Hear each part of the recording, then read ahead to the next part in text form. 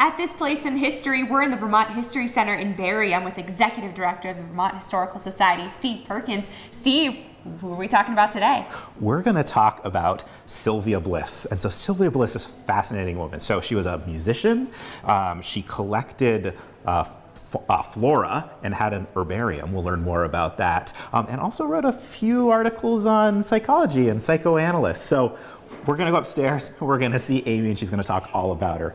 So Amanda, we're back here again in the library at the Vermont Historical Society, and we're going to be looking at Sylvia Bliss, and Amy Cunningham, who is the Director of Public Programs at the Vermont Humanities Council, is going to take us through some of the massive amounts of artifacts or archival material that we have here at the Historical Society. Great, there's a lot here to sort through, but let's start with some background. Sure. Well, she's a Vermonter who not many people know much about. She was born in 1870 in Iowa, but her family was all here in Vermont. She was a poet, a published poet. She wrote articles about psychology. She was a self-taught botanist. She was an accomplished musician. She taught piano lessons and was the church organist. And we happen to have a huge range of her papers throughout her 93-year-long life. So I came to see just a few of her letters in the archives here at the History Center a couple years ago, and was just really charmed and amazed at her unbelievable life. And you have some letters that she wrote her grandparents before. These are some of my favorite. So I think this is her earliest writing that we have, and she was about 5 years old when she wrote this sweet little note to her grandparents.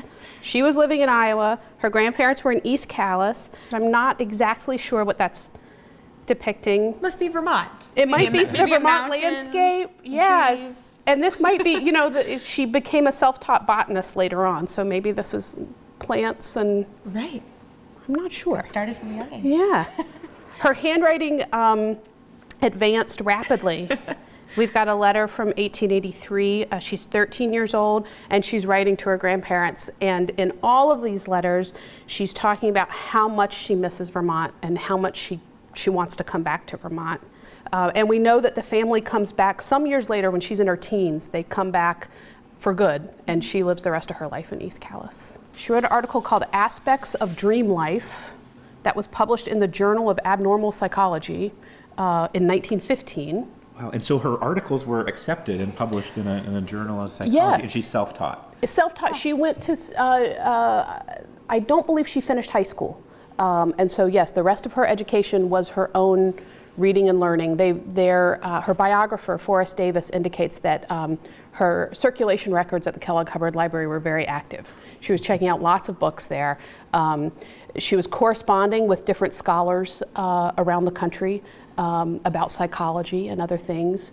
I'm noticing in this article right here that Aspects of Dream Life, unlike the rest of the articles that list the author, all men, this one is the contribution of a woman. That's right, and she's not named in this article. She's not named in the article. The article's published, but she's not named as the author. Isn't that something? It's something. Now, she had one other thing, too, right? You were telling us about her collection of... She was, yes, a self-taught botanist. And apparently she donated a very extensive herbarium collection to the Kellogg Hubbard Library, presumably of samples of plants from Vermont that was used as a reference piece at Kellogg Hubbard Library, and it was unfortunately destroyed in the 1927 flood. So we don't know what that looked like, but there's lots of accounts of it. There's some correspondence between her and the trustees at the Kellogg Hubbard Library about the donation of that collection. At this place in history.